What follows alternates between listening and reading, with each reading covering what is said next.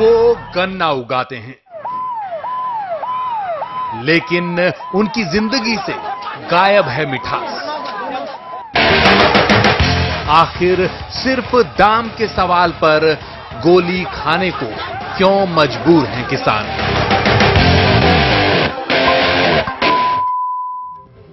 नमस्कार, शाम 6 बजे बड़ी खबर में चर्चा किसानों की। आजकल महाराष्ट्र के गन्ना किसानों का मसला हिंसक हो चला है। अब तक इसमें 2 लोगों की जान जा चुकी है। सांगली और इंदापुर में 8 सरकारी बसों पर तोड़फोड़ हुई, 2 को आग के हवाले किया गया, कई यात्री अटके पड़े रहे। पुलिस पर पथराव के बाद कोल्हापुर में फायरिंग हुई, जिससे राजनीति गरमा गई है। मसला गन्ने के समर्थन मूल्य को बढ़ाने को लेकर है। किसान नेता राजू शेट्टी और कृषि मंत्री शरद पवार के बीच बयानों से वार हो रहे हैं। राजू शेट्टी ने शरद पवार और अजीत पवार की कड़ी आलोचना की, उनको चेतावनी दी, तो शरद पवार ने कहा राजू शेट्टी अलग जाति के हैं और किसानों को गुमराह कर रहे हैं। फिर केजरीवाल एंड टीम भी जेल में बंद नेता राजू शेट्टी से मिलने की कोशिश करती हुई नजर आई। मुख्यमंत्री पृथ्वीराज चव्हाण का कहना है कि किसानों और फैक्ट्रीज के बीच दखल वे नहीं देंगे। पिछले साल समर्थन मूल्य को लेकर भी 12 दिन का प्रदर्शन हुआ था, जिसके बाद दाम बढ़ाए गए थे। हंगामे के पीछे एक तर्क गन्ने की खराब पैदावार भी कही जा रही है। इस साल 545 लाख मैट्रिक टन पैदावार हुई, जबकि पिछले साल 771 लाख मैट्रिक टन ये थी। तो एक तरफ हमारे महाराष्ट्र के किसान हैं, लेकिन देश भर में किसानों की हालत क्या ठीक है? किसानों में आत्महत्या के आंकड़े जो हैं हमारे सामने भयावह हैं। एमओएस एग्रीकल्चर है हरीश रावत ने संसद में कहा था कि 15 साल में 2,90,470 आत्महत्याएं हुई हैं। एग्रीकल्चरली प्रोग्रेसिव स्टेट पंजाब की रिपोर्ट के अनुसार, वहां पे जो एग्रीकल्चर यूनिवर्सिटी उसकी एक रिपोर्ट के अनुसार 10 सालों में करीब 5,000 किसानों की जान गई, यानी औसतन 2 दिन में 3 मौतें हुई हैं। तो मसला देश के किसानों की हालत को समझने का भी है। तो सवाल कुछ हम उठा रहे हैं बड़ी खबर में, क्यों बढ़ रहा है गन्ने के किसानों का आंदोलन? सवाल यह भी है, क्या जो मिले हैं कांग्रेस, एनसीपी, बीजेपी नेताओं की हैं, इसलिए किसानों की वहां पर नहीं चल पा रही? क्या गन्ना किसानों के नाम पर राजनीति हो रही है? और आखिर में सवाल, देश के किसानों की हालत बेहतर हो रही है या बिगड़ रही है?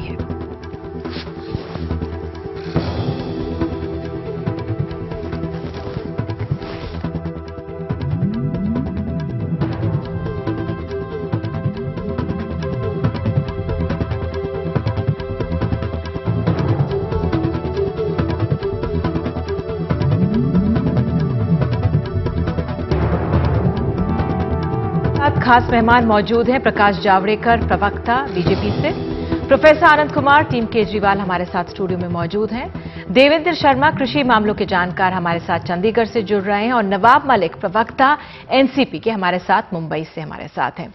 तो आइए कार्यक्रम की शुरुआत करते हैं। पहले अगर ग्राउंड रिपोर्ट हमारे पास आ गई है, पूरा मामला क्या है ये दिखाते हैं आपको।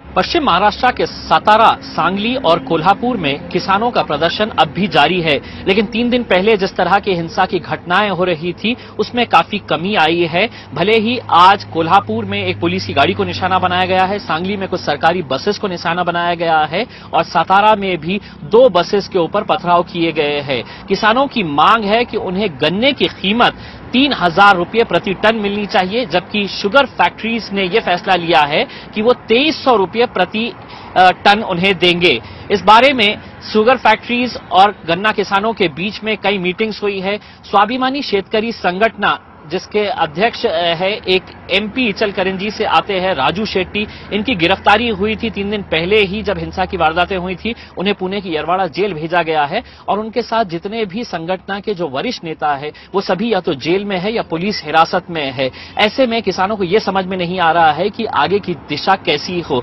लेकिन जो छुटपुट घटनाएं अभी सामने आ रही है उससे साफ पता चल रहा है कि कुछ किसान सड़क पर आते हैं, वो पथराव करते हैं और चले जाते हैं। पुलिस ने पूरा इंतजाम इंतजाम कर रखा है कि इस तरह की घटना ना हो, खासकर ऐसे मौके पर जब दिवाली का मौसम चल रहा है, दिवाली का फेस्टिविटी का त्योहार चल रहा है और लोगों को काफी परेशानियों का सामना करना पड़ रहा है। ऐसे में सरकार अब क्या रुख अपनाती है, साथ ही साथ जो संगठन है, किसानों के संगठन है, वो किस तरह का रुख अपनाते हैं, ये देखना होगा उस वक्त जब राजू शेट्टी जेल के बाहर निकलते हैं या स्वाभिमानी शेतकरी संगठन जो इस आंदोलन का नेतृत्व कर रही है, उनके नेता अगर बाहर निकलते हैं, वो किस तरह का सरकार के साथ समझौता करते हैं, ये सरकार और वो दोनों बैठकर ही तय कर पाएंगे।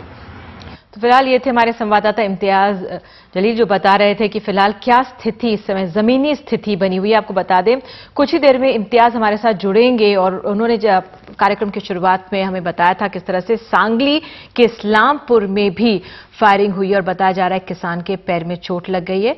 तो जैसा हो सकेगा हम इम्तियाज के पास जाएंगे, लेकिन फिलहाल हमारे साथ जो खास मेहमान यहां पर आज मौजूद हैं उनसे बात करते हैं। एनसीपी के प्रवक्ता नवाब मलिक साहब, सबसे पहले आपके पास, आप सरकार में हैं, कैसे आंक रही है आपकी सरकार इस स्थिति को?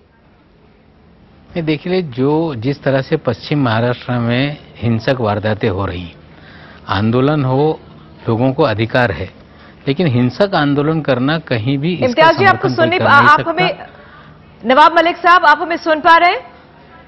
जी मैं सुन रहा हूं जी। आपकी सरकार कैसे आंक रही है स्थिति को? नहीं, देखिए, जिस तरह से हिंसक हो रहा है आंदोलन, जो भी आंदोलन करता है उनकी जिम्मेदारी बनती है कि शांतिपूर्वक ढंग से अपने आंदोलन को चलाएं, लेकिन बसों को तोड़ देना, जीप जला देना या पूरी कानून व्यवस्था को चरमराने का प्रयास करना, ये निश्चित रूप से गलत चीजें हैं।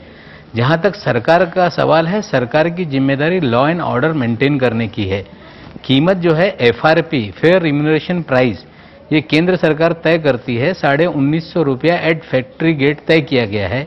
ये जो 2300 रुपया ऐलान किया गया है, वो 2300 रुपया जो है वो किसानों के खेत से उठाकर फैक्ट्री वाले खुद गन्ना ले जाएं, और ये पहला हफ्ता है। फाइनल जब पूरी तरह से फैक्ट्री का अपना कामकाज खत्म करती है, सालाना उसकी आमदनी तय होती है, उसके बाद वो फिर आखिरी हफ्ता भी देती है। तो कुल मिला के आज अगर पहला हफ्ता 2300 तय हुआ, तो मुझे लगता है 28-2900 तक ये आखिरी हफ्ता किसानों को दिया जाएगा। और जहां तक सवाल ये है कि सरकार इसमें मध्यस्थता करे, मुझे लगता है कि ये ज्यादातर चीनी मिलें किसानों की खुद हैं। किसान चुनकर अपना बोर्ड लाते हैं और वही सारी मिलों का व्यवस्थापन करते हैं। अगर राजू शेट्टी जी ये किसानों के नेता हैं, तो उनके पास अवसर है कि वो तमाम चुनावों में लड़कर इन कोऑपरेटिव्स पे अपने नुमाइंदे चुने और अपने ढंग से मिलों को चलाएं, तो उसमें उनका जो मकसद है वो हल हो सकता है। लेकिन हिंसा करना, हिंसा फैला देना और किसानों के गाड़ियों को रोकना, मिल चलने ना देना, इस तरह की अगर चीजें करते हैं तो सरकार की जिम्मेदारी है लॉ एंड ऑर्डर मेंटेन हो रही है किसानों द्वारा, वो ठीक नहीं है। किसानों द्वारा, एक संगठन द्वारा, ठीक है। प्रकाश जी आपके पास आऊंगी, आप भी इसी राज्य से जुड़े हुए हैं, आप कैसे आंक रहे हैं इस मसले को, जो ये विरोध प्रदर्शन हो रहा है इन दिनों? मैं तो लगातार इसी क्षेत्र से 2 बार स्नातक क्षेत्र से चुनकर आया हूं, सातारा, सांगली, कोल्हापुर और पुणे। तो मैं इस स्थिति को जानता हूं। हर साल किसान को दीपावली के दिनों में आंदोलन करना पड़ रहा है। क्यों? क्योंकि हर साल लागत मूल्य बढ़ रहा है, लेकिन उसके अनुपात में उनको मिलने वाली कीमत नहीं बढ़ रही है। ऐसा भी क्यों हो रहा है? एकदम मूल कारण है कि यह सरकार किसान विरोधी है। ये फेयर एंड रेम्यूनरेटिव प्राइसेस कहती है, लेकिन वो 1950 रखती है, और इसका मतलब ही कोई नहीं है बनता। क्योंकि जिस तरह से लागत खर्चे बढ़े हैं, बिजली के दाम, बीज के दाम, पानी के दाम, खाद के दाम और दवाइयों के दाम इतने बड़े हैं, तो इससे खेती पूरी अनरेम्यूनरेटिव होती जा रही है। और इसलिए स्वामीनाथन जी ने जो कहा वो फॉर्मूला सही है कि उत्पादन की लागत का खर्चा जितना है उसको कैलकुलेट करो और उसमें 50% ऐड करो, तो 1.5 गुना अगर दाम दोगे तो वो सही कीमत होगी, वो किफायतकारी की लाभकारी कीमत होगी और वो मानेंगे किसान। लेकिन ये नहीं देते हैं। और मैं बताना चाहता हूं, आज आप देख रही हो आंदोलन जी जी आ गई, आपकी आवाज चली गई थी सर। धान का ये भी आएंगे, बहुत जोर से आंदोलन होगा। तो आपका कहना है ये आंदोलन और बढ़ेगा भी? ये बढ़ेगा और धान और कपास के, क्योंकि सभी किसानों को देश भर में अन्याय महसूस हो रहा है। आपने जैसे शुरू में कहा, आप समझ लीजिए है, आज आंध्र प्रदेश में किसान ने खेती की हॉलीडे ले ली, पैडी नहीं करेंगे। ठीक है, नवाब मलिक साहब आपको जवाब देना चाह रहे हैं। जी मलिक साहब। नहीं, देखिए ऐसा है, जावड़ेकर जी राजनीति करते हैं, अच्छी बात है, भारतीय जनता पार्टी के प्रवक्ता हैं।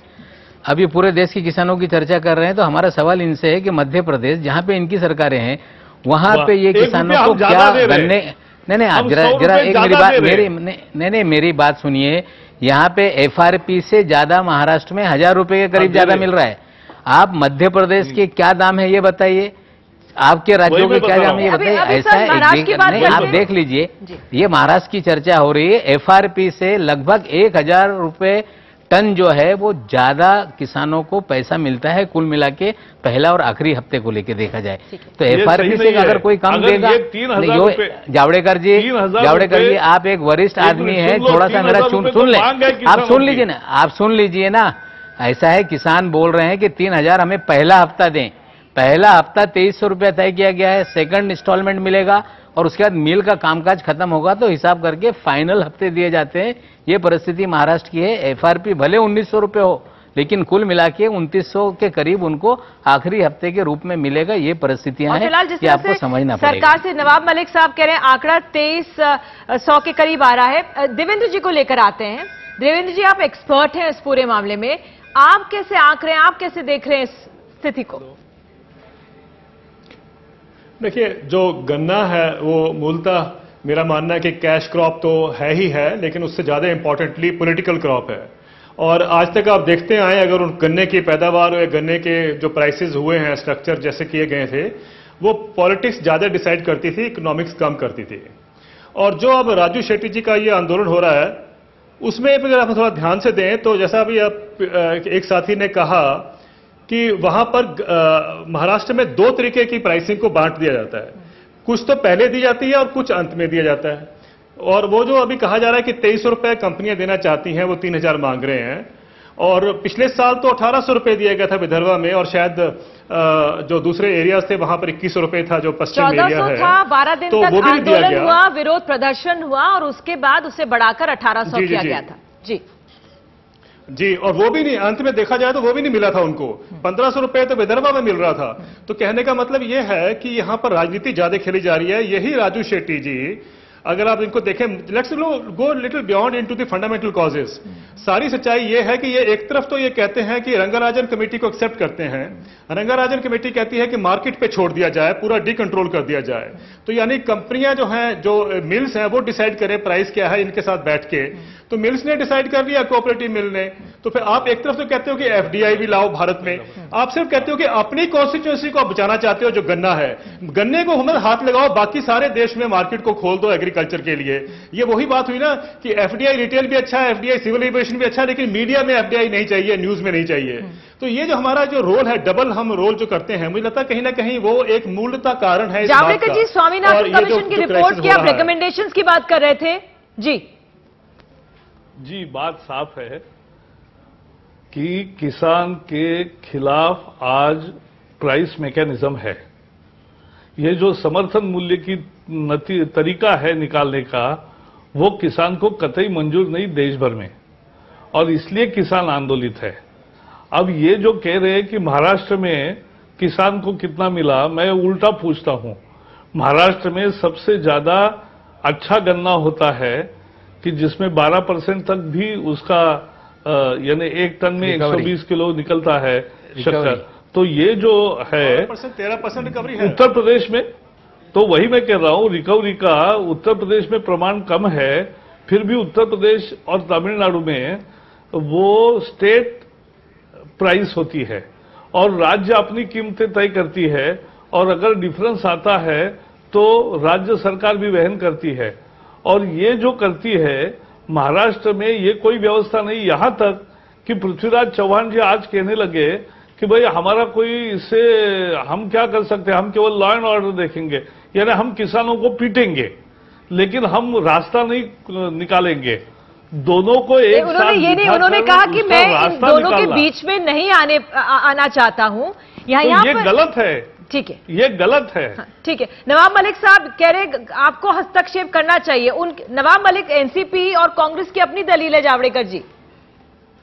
नहीं देखिए, ऐसा है, जावड़ेकर जी जो बोल रहे हैं, जावड़ेकर जी पिछली बार सरकार ने तय करके बैठकें की और उसके अंदर एक मध्यस्थता का रोल निभाने का काम किया। तो करो, यही कुछ कारखानेदार कोर्ट में चले गए, कोर्ट ने आदेश दिया कि सरकार के परवी के बाहर चीजें हैं, सरकार इसमें कोई निर्णय नहीं ले सकती। जहां तक स्टेट एडवाइजरी बोर्ड की आपने बात की, देश में 5 राज्यों में स्टेट एडवाइजरी बोर्ड का कानून है, उत्तर प्रदेश, उत्तराखंड, हरियाणा, तमिलनाडु और आंध्र प्रदेश। वहां पे किसानों का राज्य सरकार मूल्य तय करती है। उन्हीं राज्यों में 2-2 हजार करोड़ रुपया 10-10 साल से किसानों के पैसे नहीं मिल रहे हैं। ऐसी परिस्थितियां हैं, सरकारें उन मिलों को घाटा पूरा कर नहीं पाती, दूसरी तरफ किसानों को पैसा नहीं मिलता। इस तरह की परिस्थितियां हैं। पूरे देश में किसानों के गन्ने का मूल्य जितना महाराष्ट्र में है उतना मूल्य पूरे देश में कहीं भी किसानों को नहीं। ये सारी मिलें मैक्सिमम ये किसानों की खुद की है, उसमें अलग अलग चीजें हैं। कुछ मिल दाम कम देते हैं, कुछ मिल ज्यादा देते हैं, क्योंकि कुछ मिलों के पास एक अपना आम आदमी की नजर में मैं समझना चाहती हूँ, जो महाराष्ट्र की जो शुगर मिल्स हैं, कहा जाता है कांग्रेस, एनसीपी, बीजेपी, बड़े बड़े नेताओं की हैं, तो आम आदमी कैसे समझे इस पूरे विरोध प्रदर्शन? नहीं, आप सुन लीजिए, कुलपति जी सुन लीजिए कि ये नेताओं की नहीं है, ये कोऑपरेटिव्स है। उस कोऑपरेटिव में उन नेताओं के पैनल जीत के आते हैं। अलग अलग मिलों के दाम अलग अलग इसलिए हैं कि कुछ मिलों की अपनी, जरा सुन लीजिए आप, एक मिनट सुन लीजिए। कुछ मिलों की अपनी डिस्टिलरीज है, कुछ मिलों की इथेनॉल के प्रोजेक्ट्स हैं, कुछ मिलों के कैप्टिव जनरेशन पावर यूनिट्स है, तो उसका दाम अलग हो सकता है। लेकिन जिनके पास बायो प्रोडक्ट नहीं है उनके दाम अलग होते हैं। लेकिन सभी मिलें एफआरपीसी से 500,000 रुपए टन ज्यादा पेमेंट करती है, जो फेयर रिम्यूनरेशन प्राइस होता है, उससे किसानों को ज्यादा पैसा दिया मिलता है। प्रोफेसर आनंद कुमार, आपसे, आपकी टीम के लोग भी जाने की तरफ कि हम भी यरवदा जेल में बंद, केजरीवाल की तरफ से कहा गया कि राजू शेट्टी जेल में बंद हैं, हम उनसे जाके मिलेंगे। हालांकि इम्तियाज हमारे सहयोगी बता रहे थे 3 दिन दिवाली के लिए वो बंद था, कोई किसी जाके मिल ही नहीं सकता था, और फिलहाल जब होगा, मौका मिलेगा तब ये लोग जाएंगे वहां पर। आप लोग कैसे देख रहे हैं इस पूरे मामले को? नहीं, पहली बात तो ये जितनी बहस है जी, ये जो मिले हैं नेताओं के प्रभाव के कारण इतनी यहाँ पर किसानों की अनदेखी हो रही है, या फिलहाल या इसकी वजह से राजनीति यहाँ पे गरमा रही है? नहीं, सबसे पहले तो ये ख्याल रखना चाहिए कि दिवाली का त्योहार था और आपने किसानों को जो भेंट दी है उसका कोई तर्क नहीं है। और दूसरा, जो अभी अहिंसा का पाठ पढ़ाया जा रहा है, अगर किसान चुप रहे तो उसकी मजबूरी होती है कि कभी कभी तो उसको खेत में ही गन्ना जलाना पड़ता है, उसको वो उससे फायदा नहीं मिल पाता। तीसरी बात, ये जो अभी कहा कि स्वामीनाथन कमेटी बैठाई गई, उस कमेटी ने विशेषज्ञों की मदद से ये कहा कि लागत का 1.5 गुना दाम मिलना चाहिए। अब अगर आप इसका ख्याल नहीं करेंगे तो खेती मुनाफे का धंधा नहीं रह जाएगा। जमीन में आप पैसा डाल दीजिए तो 3 बरस में 600% मुनाफा मिलता है किसी को। आप सरकार के कुछ ठेके ले लीजिए और गलत सही तरीके से पेट्रोल पंप से लेकर के गैस एजेंसी तक, मुनाफे की कोई सीमा नहीं है, सोने में कोई सीमा नहीं है। लेकिन जहां किसान के पसीने से काम हो रहा है, जो उपयोगी चीज है, वो मीठी चीनी कसैली होती जा रही है। आज अगर ये कहते हैं कि महाराष्ट्र में हमने उनको सोना बरसा दिया, तो महाराष्ट्र में ही गोली चली है, इसका जवाब कौन देगा? और बात इतनी क्यों बिगड़ गई कि एक जनप्रतिनिधि, चुना हुआ व्यक्ति, अगर हमारे लोग कभी आंदोलन में जाते हैं तो कहते हैं आप कौन हैं, आपको किसने चुना है, आप क्या हस्तक्षेप कर रहे हैं? यहां तो एक सांसद है ना भाई, और वो कह रहा है, और अभी कोई हिंसा हुई नहीं है। ये कह रहे हैं 8 बसें और 12 गाड़ियां, अभी हिंसा हुई नहीं है। इनको शरद जोशी का जमाना याद करना पड़ेगा, महेंद्र सिंह टिकैत का जमाना याद करना पड़ेगा। अगर किसानों की, जो देवेंद्र शर्मा जी कह रहे हैं, उसका ध्यान नहीं देंगे आप, तो किसान नागपुर में और बंबई में और दिल्ली में अगर आके बैठ गया तो फिर ये राजपाट बेमतलब हो जाएगा। इसलिए ये जो दुख की बात है, पहले तो उनको 3 दिन कह दिया, दिवाली में कोई मिल नहीं सकता। अगर किसी बड़े सेठ का मीता बंद होता, उसको मिलने की फुर्सत नहीं रहती। आप बहुत बेदर्दी से किसानों के साथ बर्ताव कर रहे हैं इस समय, और वो ऐसे माहौल में जबकि सचमुच खेती को लेकर के भूमंडलीकरण के परिणाम बहुत नकारात्मक हैं। और इसलिए अगर केजरीवाल जी को आपने मिलने नहीं दिया तो कोई आपके शान में बहुत बढ़ोतरी नहीं हो गई है, देश इससे अफसोस करेगा। बिल्कुल जी। नवाब मलिक साहब, देखिए, केजरीवाल जी ने कोई अर्जी नहीं भेजी, मिलने का कोई प्रयास नहीं किया, और ट्विटर पे कह दिया कि मुझे रोका जा रहा है। पब्लिसिटी स्टंट आपने किया है देश की जनता के सामने। ओहो, शर्म करिए, शर्म करिए। जरा सुनिए ना, आपकी गोली मार रहे हैं आप शर्म कीजिए। किसान क्या है? अरे भैया, किसान क्या आपको पता ही नहीं है? किसानों की हमको नहीं पता है, आपको पता है, आप कुर्सी पर बैठे हुए हैं, किसान का पैसा लेकर के उसके कारखाने चला रहे हैं स्टंट और के उसको लिए गोली मार रहे हैं। पब्लिसिटी स्टंट के लिए बोलने की बात ठीक है। आप जो बोल रहे हैं कि किसानों के दाम को लेकर रंगराजन कमेटी प्रधानमंत्री जी ने देश में बनाई है। उन्होंने अपने रिकमेंडेशन गन्ने को लेकर दे दी है कि जो लाभ क्षेत्र है, जहां पे मिलों को एरिया बांटा जाता है कि ये किसान इन मिलों को गन्ना देगा, उसको डी कंट्रोल करने की बात है। लेवी की शुगर जो सस्ते दाम में सरकार को मिलती है, उसे खत्म करने का रिकमेंडेशन है। सरकार को रिकमेंडेशन किया गया है कि आप मार्केट पे जो कंट्रोल करते हैं वो खत्म कर दीजिए, ओपन जनरल मार्केट हो जाए। मलिक साहब, इम्पोर्ट आंदोलन हो रहा है, बंद कर दें, सिर्फ एक तो ये इस तरह की संगठन चीजें कर रहा है। आप कह रहे हैं क्या इस संगठन का प्रभाव सारे और किसानों पर नहीं है? बहुत ही लिमिटेड नंबर पर है जो ये लोग कर रहे हैं। जी। अगर इनके किसानों बोलने पर अगर किसान होते तो गन्ना ले जाने किसान नहीं देते। गन्ना किसान ले जाना चाहता है, कुछ लोग गुंडाई करके ट्रकों को रोकना चाहते हैं। गन्ना किसान खेत से कटवा कर मिल तक पहुंचाना चाहता है, लेकिन बल जबरी करके इस तरह से हिंसक वारदातें की जा रही है ताकि मिल चलने ना दी जाए। कहीं ना कहीं कोऑपरेटिव सेक्टर है, ये किसानों की मिल्कियत की मिलें हैं, किसी की व्यक्तिगत नहीं है। और इस तरह से कोऑपरेटिव सेक्टर उत्तर प्रदेश, बिहार में पूरी तरह से मर गया। महाराष्ट्र एक ऐसा राज्य है जहां पे कोऑपरेटिव सेक्टर जिंदा है, किसी व्यक्तिगत मिल्कियत नहीं, किसानों की है, और उसे बंद कराने की एक साजिश हो रही है। सुनी जाती है, जैसे नवाब मलिक कह रहे हैं, तो क्यों हो रहा है विरोध प्रदर्शन? क्यों पथराव करने पर आमादा मजबूर हो रहे हैं किसान? देखिए, यही बात उन्होंने पहले भी कही है कि कोऑपरेटिव स्ट्रक्चर है, लेकिन साथ में इन्होंने ये भी कहा कि आप अगर जब जीत के आए तो आप उनके कोऑपरेटिव स्ट्रक्चर को उसको बदलने की कोशिश करें, पैनल ऐसा लेके आए। तो कोऑपरेटिव्स भी जो हमारी मिल्स हैं वो भी पॉलिटिक्स से काफी इन्फ्लुएंस रहती हैं। डायरेक्टली हो, वो डायरेक्टली तो नहीं, इनडायरेक्टली बहुत नजर आता है साफ। और बाकी जनरली चाहे वो यूपी हो, महाराष्ट्र हो, कोऑपरेटिव्स भी हैं, वो उनकी जो राजनीति है वो शुगर मिल्स की पूरी राजनीति के साथ ही चलती है। और अगर ये बात सच है, कहने का मतलब यह है कि जो कंपनियां जो प्राइस देती हैं, मेरा तो सिर्फ एक बात इसमें है कि भाई जनरल जो किसानों की हालत है वो हम सब जानते हैं। और पिछले 15 साल से हम ये देखते आ रहे हैं निधि जी कि किसानों की, जैसे आपने कहा 2,90,000 से ज्यादा किसानों ने आत्महत्या की है, उसमें हर किस्म की सरकार थी और तभी भी आत्महत्याएं बढ़ती गई। ये राजनीति खेली जाती है किसानों के नाम पर, लेकिन किसानों के वाकई ही उसकी जो दुर्दशा है उसको कोई हटाना चाहता हो, वो प्रयास सिंसियरिटी में, ऑनेस्टी में नहीं हुआ हमारे देश में, ना ही हम करना चाहते हैं। अब आपने कहा गन्ने की प्राइस के बारे में, अब देखिए गेहूं का प्राइस जो है वो 1285 रुपए पे फ्रीज कर दिया सरकार ने, नहीं बढ़ाएंगे इस साल क्योंकि उनके पास स्टॉक इतना पड़ा है वो मैनेज नहीं कर पा रहे हैं। अब इसमें किसान की गलती क्या है अगर स्टॉक पड़ा है जो आप मैनेज नहीं कर पा रहे हैं? महंगाई तो बढ़ी है, उसको महंगाई का भी खामियाना उसको भुगतना पड़ेगा। तो ये गलत नीतियां जो हमारे देश में है, जिसके कारण किसान जो है वो हाशिए पर आता जा रहा है, किसान की आत्महत्या हो रही है। जिनकी आत्महत्या हो रही है वो तो ठीक है, लेकिन जो जीवित हैं वो कौन से अच्छे खुशहाल उसमें पोजीशन में हैं, वो भी मरे हुए जैसे हैं। ठीक है, तो इसलिए इसमें नवाब बहुत मलिक कुछ साहब, करने की जरूरत है, राजनीति से हम निकले। विरोध कर रहे हैं जो जिस तरह से पथराव पर आमादा है, क्या मैं आपसे एक बार फिर पूछ रही हूं, एक बहुत छोटा सा ग्रुप है जो ये कर रहा है, या वाकई में बड़े पैमाने पर जो किसान है वो परेशान है इससे? नहीं, देखिए ऐसा है कि मिल किसानों की है, मिल में किसान गन्ना डालना चाहता है। ये कैश क्रॉप है, जहां पे किसान खुशहाल है वहीं पे गन्ने की पैदावार है, ये समझना पड़ेगा। जहां तक इन्होंने गेहूं के मूल्य की बात की, एनडीए की सरकार थी तो 707 रुपए गन्ने की बात कर समर्थन मूल्य था, जो आज 1200 रुपए है, तो दाम बढ़ा है। विजय कुमार सिंघल उन्होंने कहा है कि 140 में से 28 जो है उन्होंने अपने ड्यूज क्लियर नहीं किए हैं, तो उनका जो क्रशिंग लाइसेंस है वो फिलहाल विदहेल्ड कर लिया गया है। ये तो इस बार की बात कर रहे हैं आप, जो रेन्यूमरेशन किसानों को जो पैसा मिला है पिछले बार तक का नहीं मिला है। तो ऐसे में बयान सब तरफ से आ रहे हैं, लेकिन किसानों की जो बदहाली है इन बयानों में साफ सामने आ रही है।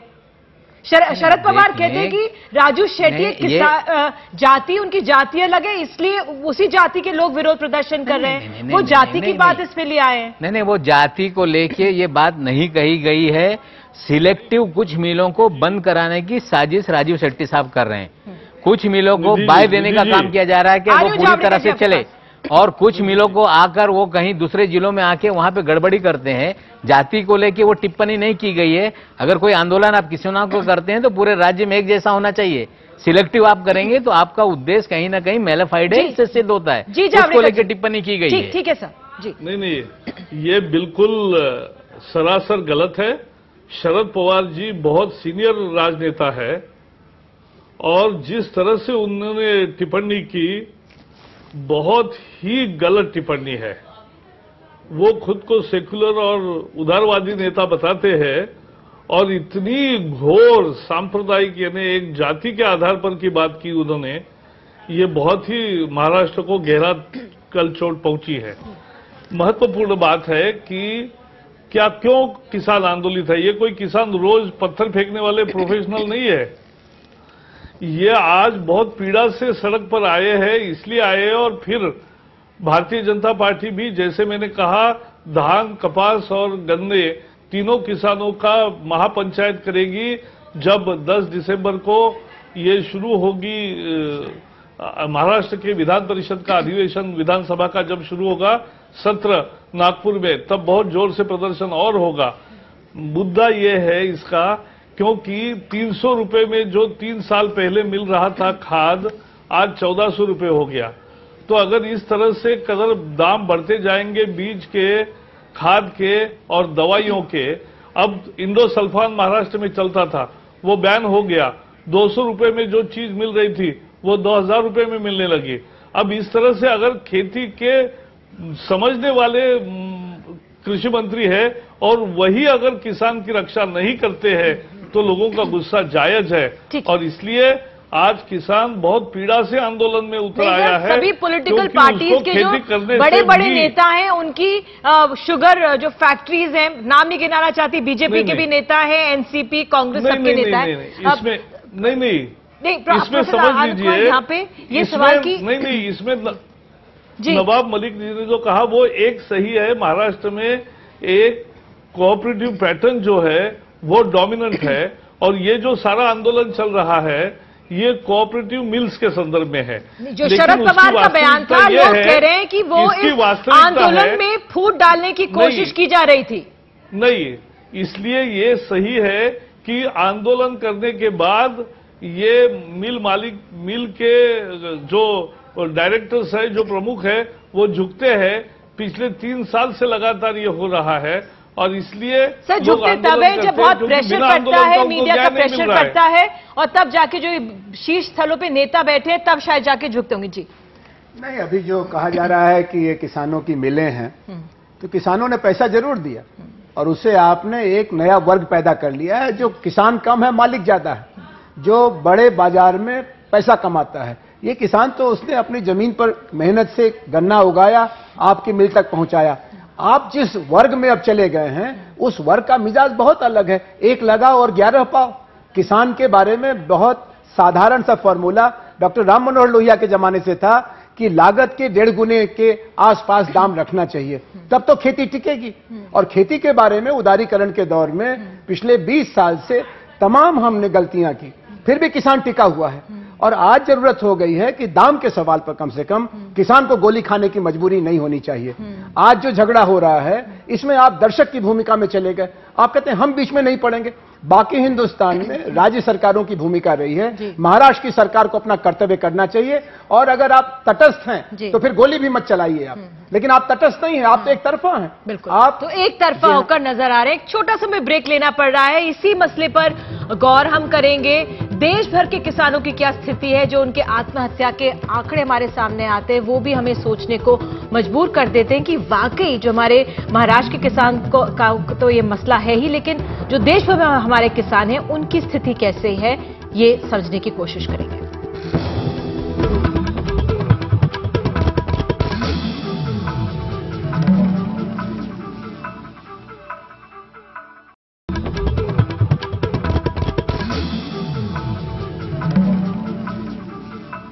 तो फिलहाल अब हम बड़ी खबर में समझने की हम ये कोशिश करेंगे कि देश भर में हमारे जो किसान भाई हैं उनकी स्थिति कैसी है। नेशनल क्राइम रिकॉर्ड ब्यूरो की ओर से जारी आंकड़े के मुताबिक पिछले 15 साल में देश में 2,70,940 किसानों ने खुदकुशी की। साथ ही सबसे ज्यादा खुदकुशी जिन राज्यों में हुई उनमें महाराष्ट्र सबसे ऊपर है। अगर आंकड़ों पर नजर डालें तो 1995 से 2011 के बीच महाराष्ट्र में 53,818, आंध्र प्रदेश में 33,326, कर्नाटक में 37,153, मध्य प्रदेश और छत्तीसगढ़ में 42,388 और पूरे भारत में 2,70,940 किसानों ने आत्महत्याएं की हैं। तो ये एक मसला है, ये एक आंकड़े हैं जो किसानों की उस बदहाल स्थिति को हमारे सामने लाकर खड़े कर देते हैं। इन आंकड़ों को नजरअंदाज करना बहुत मुश्किल है। नवाब मलिक साहब, महाराष्ट्र इस सूची में भी सबसे आगे है। अब तो आप कुछ कहेंगे कि कैसी स्थिति है किसानों की महाराष्ट्र में? नहीं, देखिए, जहां पे ये आंदोलन चल रहा है वहां के किसान ये आत्महत्या नहीं करता। आत्महत्या करने वाले किसानों का क्षेत्र विदर्भ का है और निश्चित रूप से विदर्भ में इरिगेशन प्रोजेक्ट हो या बहुत सारी चीजें वहां पे शुरू हुई हैं और उसको किस तरह से क्रॉप पैटर्न बदली किया जाए, उनको अलग से जोड़ धंधा दूध का किस तरह से वेस्टर्न महाराष्ट्र में जो परिस्थितियां हुई हैं उस तरह से परिस्थितियां कैसी बदली जाए, उसका प्रयास निश्चित रूप से हो रहा है। हम ये नहीं कहते कि किसानों की हालत बहुत अच्छी पूरे महाराष्ट्र में है। किसान बदहाल है, किसान सबसे अच्छी हालत में रहना चाहिए, ये मानसिकता सभी लोगों की है और कोई दल उसको किसान आप कह रहे हैं विरोध करने के लिए तैयार नहीं है। सब खुदकुशी कर रहे हैं, लेकिन दूसरी तरफ ये किसान है जहां पर शुगर लॉबी हावी होती है हमारे किसानों के ऊपर, प्रेशर बढ़ेगा, कुछ दिन तक आंदोलन चलेगा और फिर जो दाम है हम जानते हैं कि बीच में नेगोशिएट करके हो जाएंगे, जो किसान भी मान लेंगे और शुगर लॉबी भी मान लेगा। जी, ऐसा है, ये जहां पे आंदोलन चल रहा है वहां कैश क्रॉप और उनके साथ एडिशनल बिजनेस उनके साथ दूध का है। वहां का किसान गन्ना भी उगाता है, फल भी उगाता है और साथ ही साथ में दूध के कारोबार में बड़े पैमाने पे है, इसलिए वहां पे आत्महत्या की जो संख्या नहीं है। विदर्भ के इलाके में आत्महत्याएं हैं, वहां पे जो क्रॉप पैटर्न है वो बदलना चाहिए, कौन सी फसल ली जाए, इरिगेशन का एरिया बढ़ना चाहिए। निश्चित रूप से काम हो रहा है। एक तरफ जब इरिगेशन के बड़े पैमाने पे वहां काम शुरू होते हैं, कुछ संस्थाएं काम पे लगती हैं, तो वहीं पे कहीं ना कहीं भ्रष्टाचार का भी बहुत बड़ा आरोप लगाया जा रहा है कि सारा पैसा वहां पे खर्च किया जा रहा है। गडकरी साहब के लोगों को ठेका दे दिया गया, तो जब वहां पे आत्महत्या रोकने के लिए इरिगेशन बड़े पैमाने पे काम शुरू हुआ तो लेके आरोप भी लग रहे हैं, लेकिन हम आरोप लगते हैं उससे घबराते नहीं। जब तक वहां पे इरिगेशन नहीं होगा, जब तक वहां पे कैश क्रॉप नहीं मिलेगा और कैश क्रॉप नहीं होगा तब तक किसानों की हालत नहीं बदलेगी। तो ईमान है वहां हालत बदलने के लिए काम करेंगे। जो सिंचाई का घोटाला हुआ, जो स्कैम हुआ, किस तरह से पैसा मारा गया, एक बार फिर जवाबदेही आ गई बीजेपी की। नहीं, बिल्कुल नहीं आई। हम सरकार में नहीं है, सरकार में एनसीपी है। अजित पवार इस्तीफा देकर बाहर गए हैं और अजित पवार ने और सुनील तटकरे दोनों ने मिलकर जो सिंचाई का घोटाला किया, केवल एक फिगर बताऊं तो आपको पता चलेगा। 1 लाख करोड़ के कॉन्ट्रैक्ट दिए गए और 20,000 करोड़ का भी काम नहीं हुआ है और उससे भी कम खर्चे में मध्य प्रदेश सरकार ने शिवराज सिंह के नेतृत्व में 6 साल में 3 गुना अधिक 8 लाख से 24 लाख तक हेक्टर जमीन का सिंचाई का कार्यक्रम पूरा किया। तो वहां समृद्धि झलकती है और यहां बिल्कुल एक भी इरिगेशन प्रोजेक्ट पूरा नहीं हो रहा है।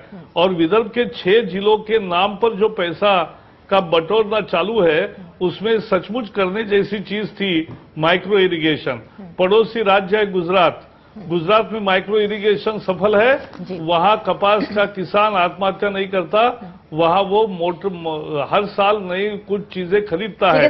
और यहाँ नितिन गडकरी की शुगर मिल के लिए पानी की बात थी और एनसीपी का सिंचाई घोटाला था।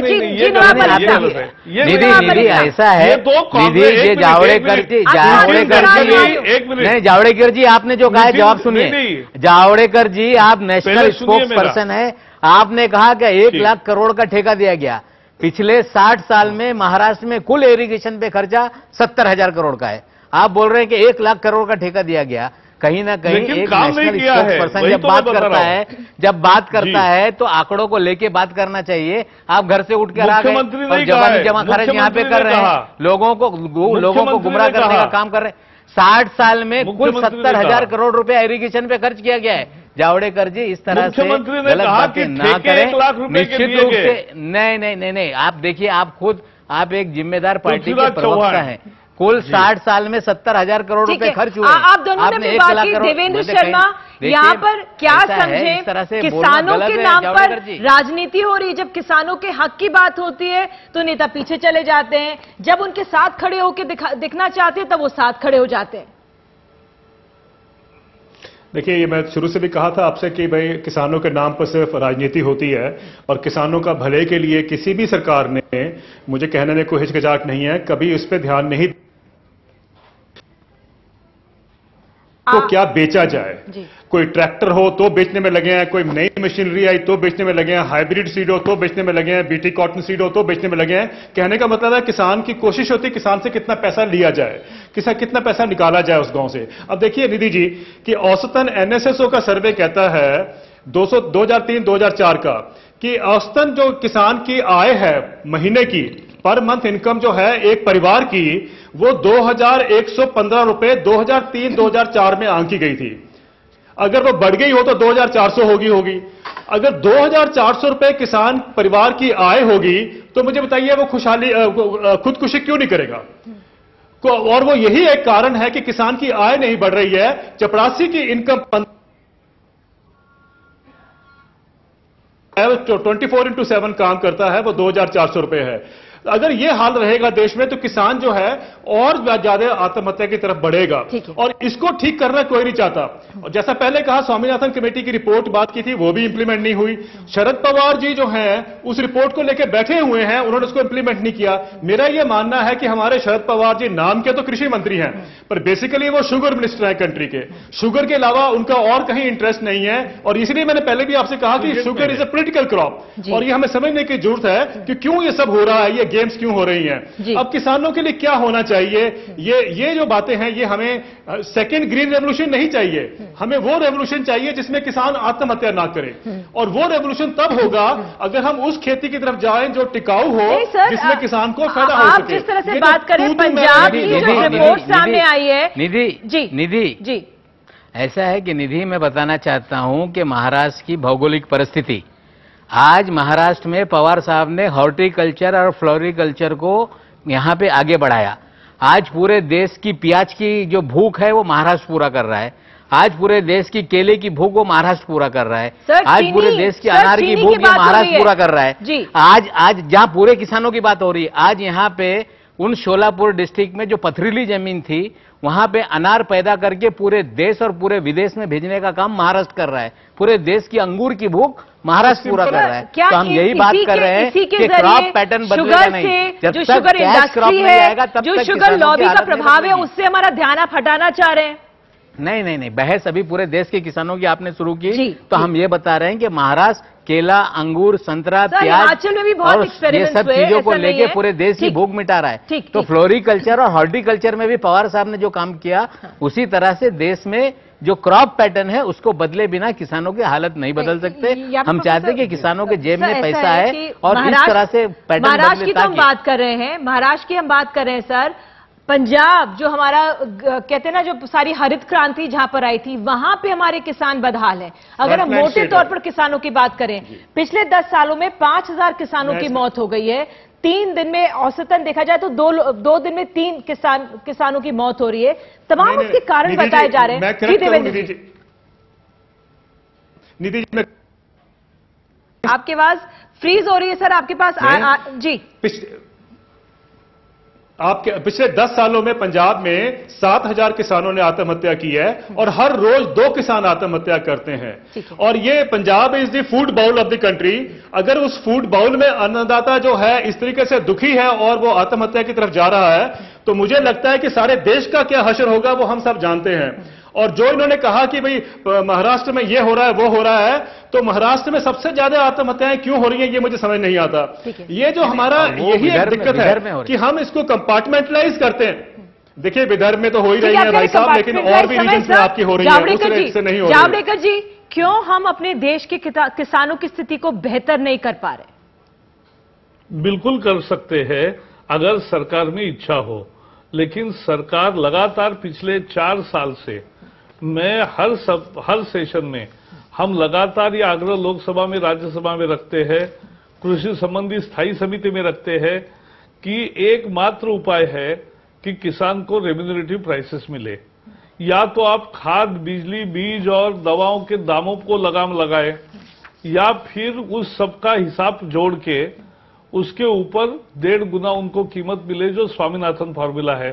स्वामीनाथन फॉर्मूला को हम स्वीकार नहीं करेंगे, ये हर बार शरद पवार जी जवाब देते हैं।